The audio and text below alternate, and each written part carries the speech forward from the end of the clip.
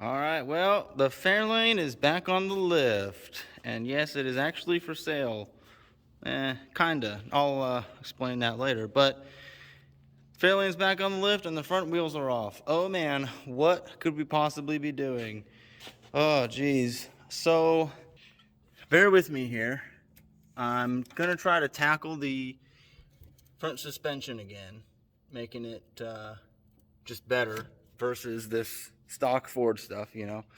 Um, I took the Fairlane to the Daytona Turkey Run. Let me stick this light up in here, hang on.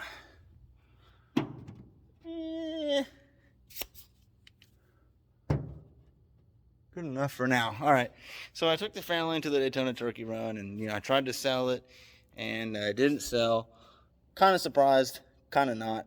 All the Ford guys hated it. All the Chevy guys loved it, but all the Chevy guys wish it had AC in it. But anyways, I was on my way home from Daytona, towing the car, and I don't know why I got to thinking of it, but let me put S13 front suspension in this car.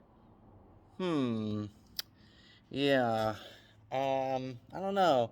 But the more I thought about it, 60s Ford front suspension, at least on this car, and 90s Nissan, 240SX front suspension is actually kind of similar. Bear with me here. Let me explain. All right, so here's the Fairlane suspension. Now, I know this isn't stock for a Fairlane because I put disc brakes on it. No biggie. It's 67 Mustang front brakes. But anyways, it's still all Ford stuff. I didn't change the actual suspension. So what do we have here? We have a lower control arm that pivots on this little subframe area. I know it's kind of dark in there, okay? And then we have a tension rod. They call it a strut rod, but we have a tension rod that goes from the lower control arm up to the frame, okay? We've got a sway bar along the front of the engine, and our steering tie rods are towards the rear of the engine, towards the rear of the control arm. Now, what does the 240SX have? An S13. It's got a lower control arm that pivots at a subframe. It's got tie rods at the rear of the arm. It's got a tension rod right here, okay? The only difference is this upper stuff, okay? So really, all I have to do is take out this stock spring, take out this stock shock absorber, take out the stock upper control arm, upper A arm, whatever you want to call it, and take off this Ford spindle and replace it with 240SX spindle and a coilover.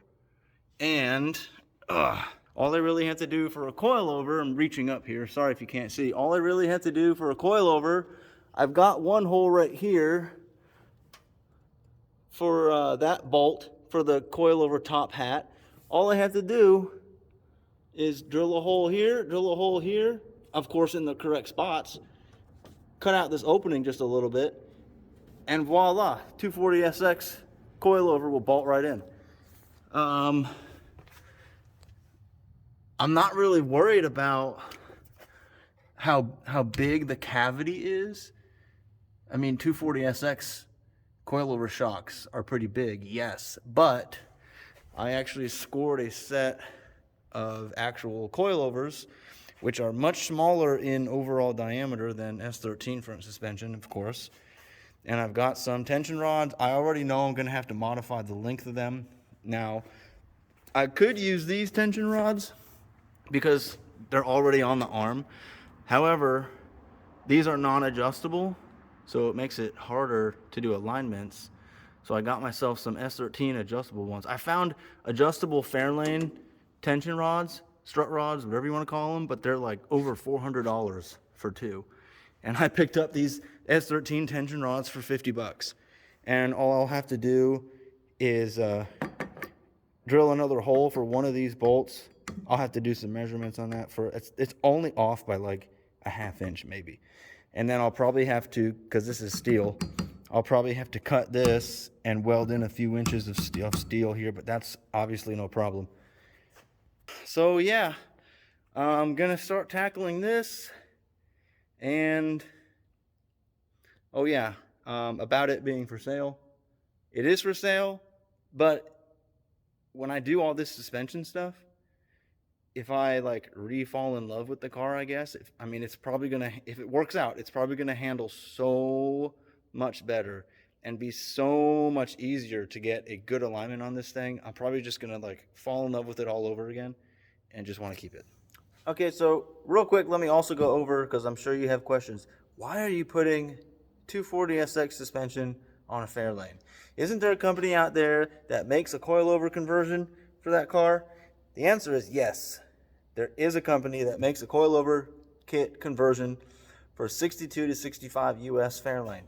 And I say US Fairlane, I specify that because this company is the only company I have found in all of the internets that makes a coilover kit for these Fairlanes. They're based in Australia. So everything is designed, engineered, built in Australia. They fit these cars.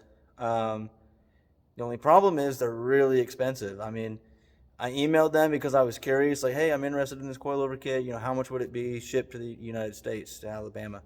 And they wanted almost $5,000 just for this coilover swap, just to put coils on the car, not even updated steering, not updated anything, just the coilovers. And it probably came with a lower control arm and that strut rod. I mean, that was pretty much it. And I'm $50 into this 240SX suspension, which is coilovers, tension rods, spindles, brakes, rotors, pads, brake lines, like everything that I should need to do this. I'm $50 in, and that's way cheaper than $5,000.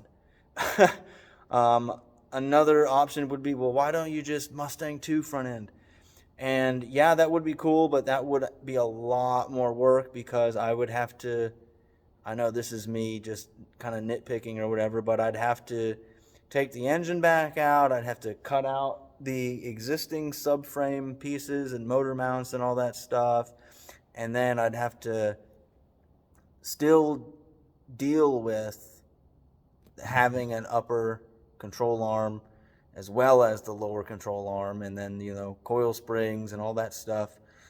Coilovers, like a 240SX front end suspension, coilovers are just so much easier, and it would still handle really good, hopefully, right? If I get my math right. So yeah, there's the explanation for that. You know, in case you were wondering, the hot rod guys do a Mustang 2, and all the other guys just find a coilover kit. Well, I looked, I tried. I'm not spending $5,000 on a front coilover kit, especially if I do decide to sell this car after I'm done with it. Yeah, I'm definitely not going to make that money back. A lot of labor for this still, but I think it'll be worth it. So yeah. So that is what I'm getting into. Yeah, follow along, I guess. I'll try to do this whole build in, you know, like short segments, all in one video. So yeah, let's see how it goes. Woo! All right, first things first, let's get this side apart. Ooh. Pretty nice. Nice and clear opening. I had to actually cut part of this like two or 3 inches. It was hanging down because the coil spring wouldn't come out. First time using a coil spring compressor, and it went okay, I guess. But yeah, I got the Ford stuff off, spindle, brakes, whatnot. So let's do a little compare here. Let's see. So looking this way, I noticed that the S13, where the ball joint taper is, it's angled more than the Ford. I don't know how well you can see that, if I can get a good picture of it, but there's like approximate angle on the Ford and approximate angle on the S13. So it's more angled, but I did put this on the stock ball joint already, and I think it'll work because once the arm is in its normal position, there's no binding or anything, and there's still room for the knuckle to come in and out like that. Okay. Steering tie rods, looking as far as height difference of them, there's not too much difference. So from the Ford tie rod connection, S13 tie rod connection, not much. So that'll work, I think. And then tie rod length, or steering tie rod arm length, whatever you want to call it, much shorter on the S13. If anything, hopefully, right? It'll hopefully just give me quicker turning. It might be harder because I don't have power steering, but that is something I might tackle in the future. Yeah, all right. Let's go ahead and get the other side off. I'm not going to video this because it's just removing stock Ford stuff. All right, now that I got the other side off also, I'm leaving the strut rods for now. Once I get everything together, then I'll take those off and make the adjustable ones. But anyways, now I'm going to work on drilling, cutting out the strut towers. Now check this out. I took one of these coilovers, measured the top hat, and boom. I designed it, printed it out, 1-to-1 scale. So I've got my measurements, I've got my mounting holes, I've got my cut circle. I know where exactly the coilover adjustment slots are and everything. So what I did was put it right here. I'm going to use this one bolt. That's one less hole I have to drill, and it's in like the perfect spot anyways. And then all I have to do is I'm going to line it up to where the center line of the coil is at the front of this hole, not centered, because if I center it, I don't know how well you can tell, but if I center it, the coilover is kind of like this. I'd rather have it closer to perpendicular to the line of travel. So I'm just going to go ahead and line it up right here. It's still not perfect. It's still slightly like this. And this is exaggerated, but it's slightly like this, but it's better. And by lining it up with this hole, I can do the same thing on that side, and I can make them as even as possible. So all I have to do is put a punch right there, put a punch right there, take an awl and on the metal right here, scribe out, where I have to cut. This side is actually, it should be good for the most part, but I'll still have to cut out on this side and down here. But anyways, yeah, let's get to it.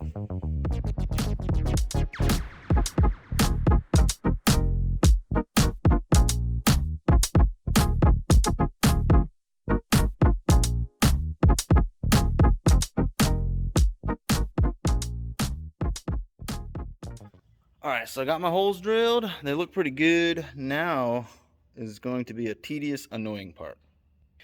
So I had my little cutout in here. Yeah. Come on. There we go.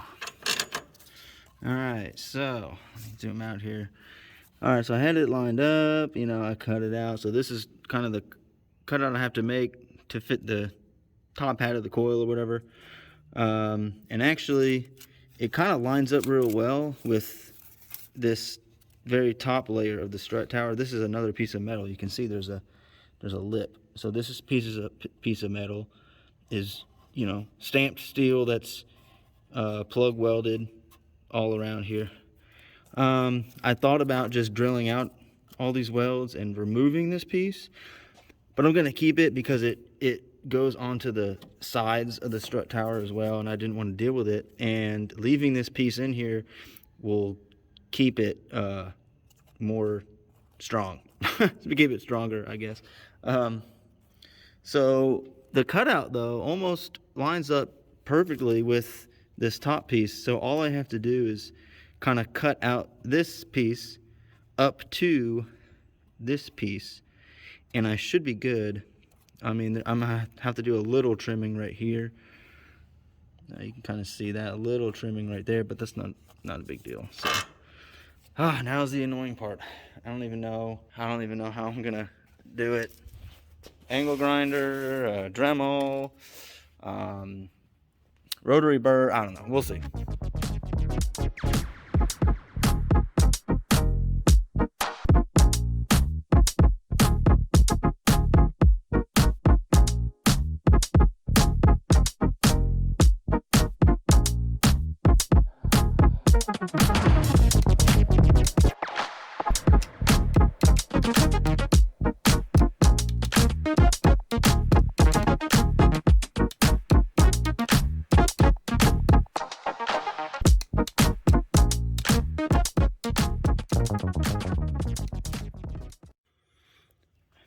might as well call this a crackerjack car because there is a surprise inside. Oh yeah.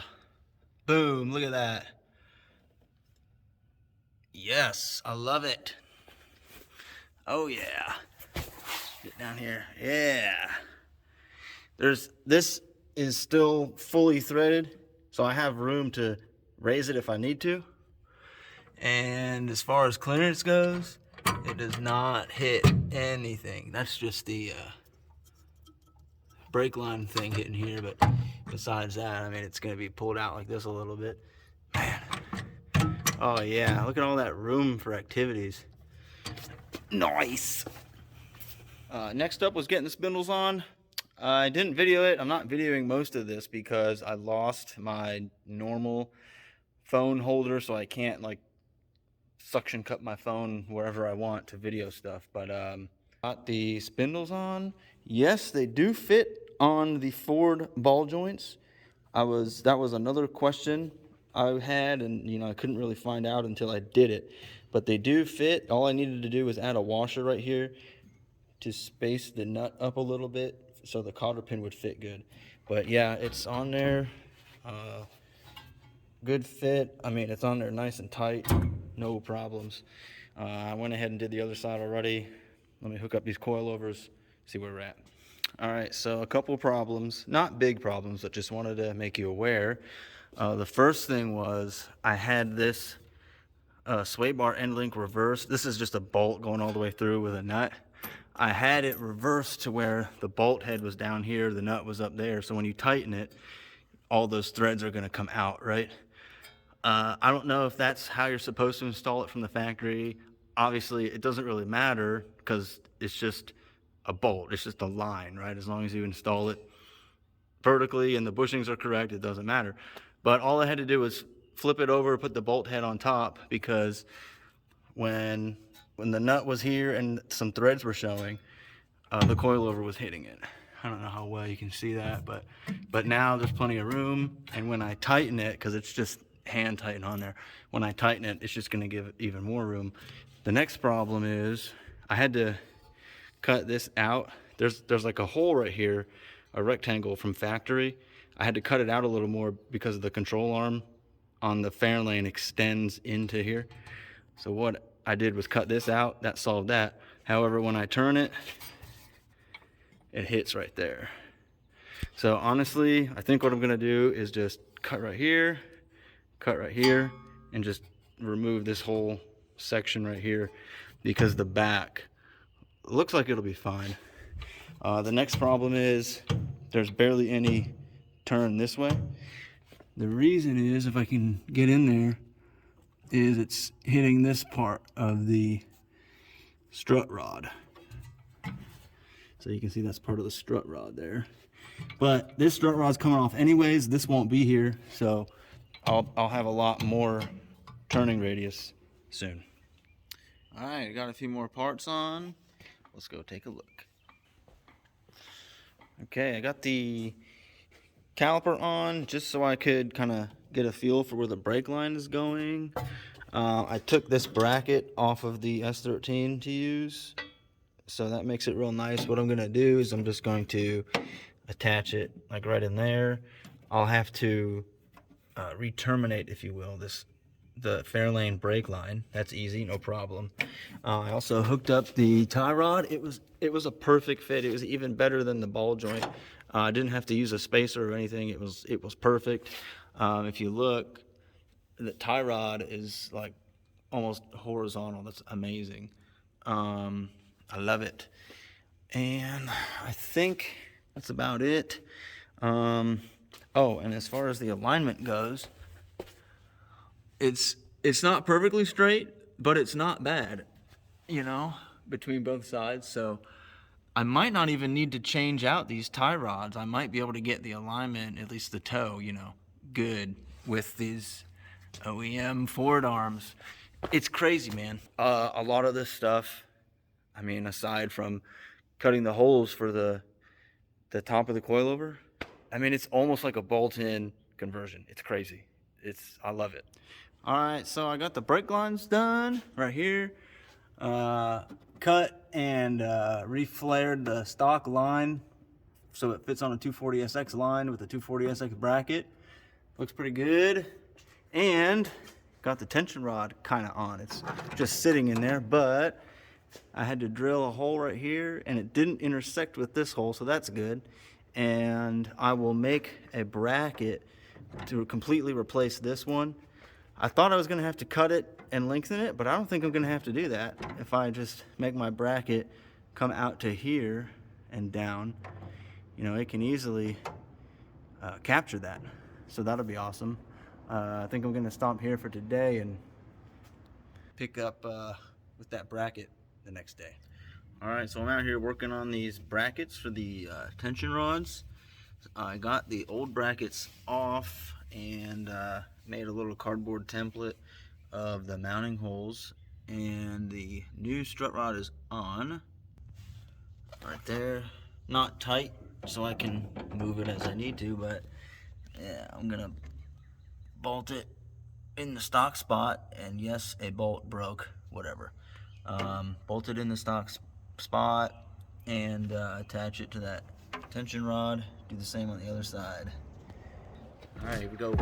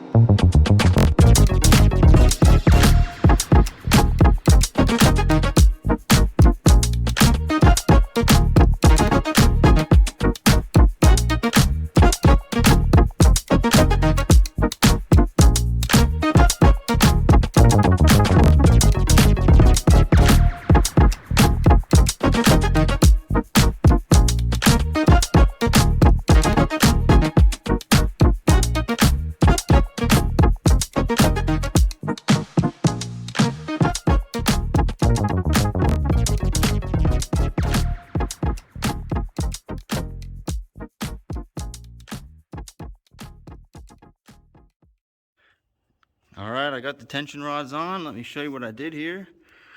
This is just a stock, well, not stock, but aftermarket stock sized. Actually, it's an S14 tension rod. I don't know the length compared to S13, but I didn't have to modify this. This is just off the shelf aftermarket S14 adjustable tension rod. This bracket is custom made. Yeah, I know I didn't get this out, but whatever. 1/4-inch steel base plate with 1/4-inch steel supports here. Pretty simple idea. Bolts right on. Adjustment is super easy. Almost looks factory. Rolling right along. I ordered some wheel hubs, 5-lug conversion S13 wheel hubs. That was another thing that I thought about, that why I really wanted to do this was because 5-lug 240SX, like S14 hubs, are 5 by 114.3. So is Ford 5-lug pattern, 5 by 114.3. So I can stick with the same wheels that I already had, you know, Ford pattern, so it's Ford OEM, even though it's Nissan stuff. But yeah, let's see. The rest of that stuff should be here in a few days or so, and until then, it's just gonna sit on the rack. But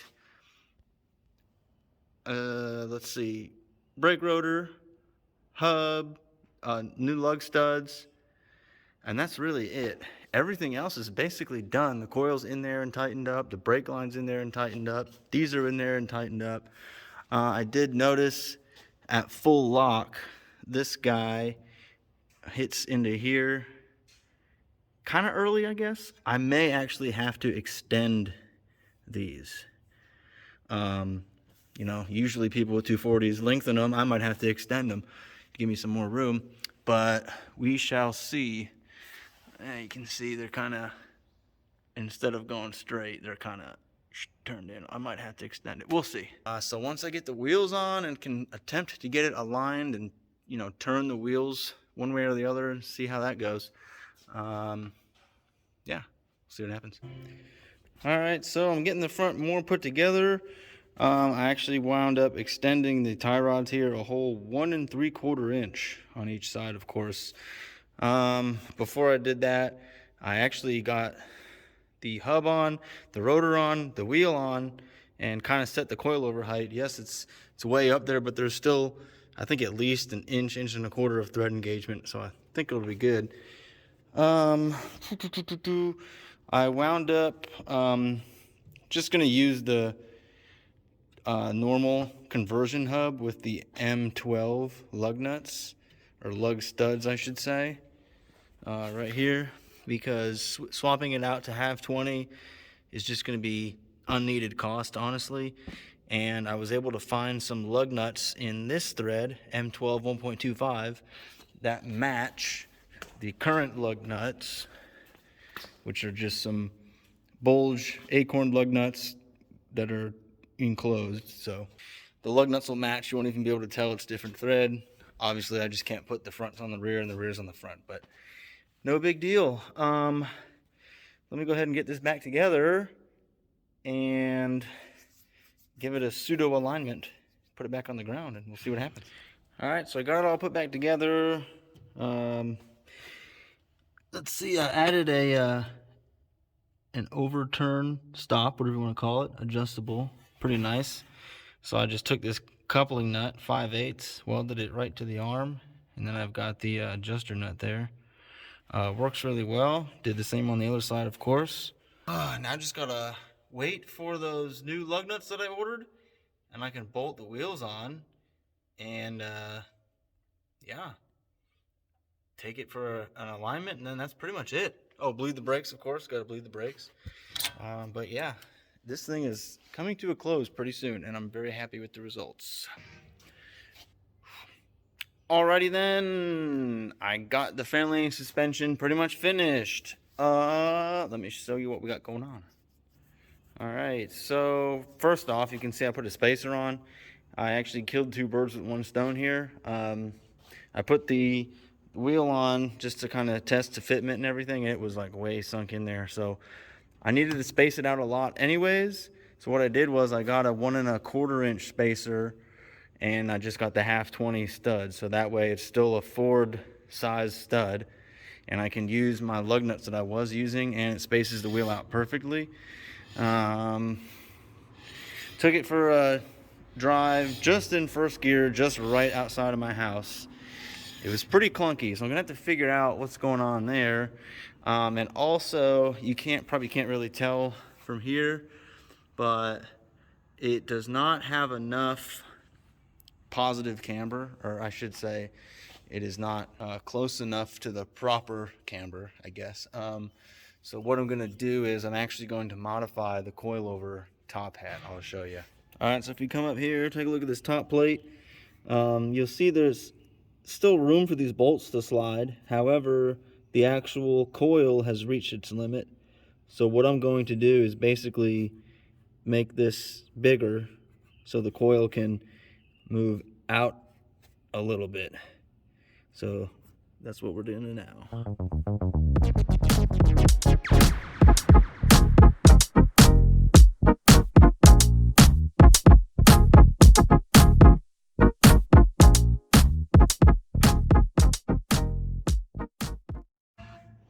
Alright, so I got the coilover top here.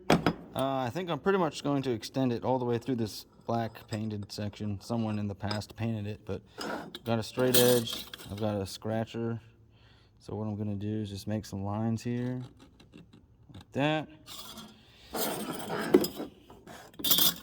And another one on this side. Alright. And then I guess just kind of follow this right here. Like that. Yeah, it doesn't look the greatest, but whatever. Do this here.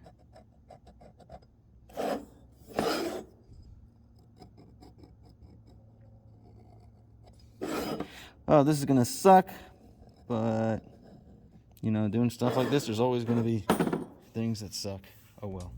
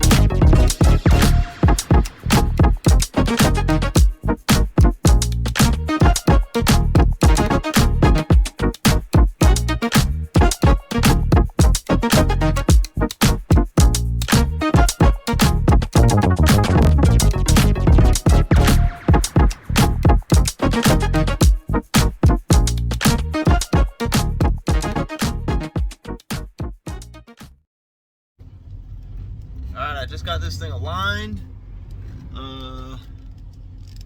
The specs were really close to factory 64 Fairlane specs. So let's see how she drives. I think pretty good though. On the way here, even without an alignment, it was already driving way better than before.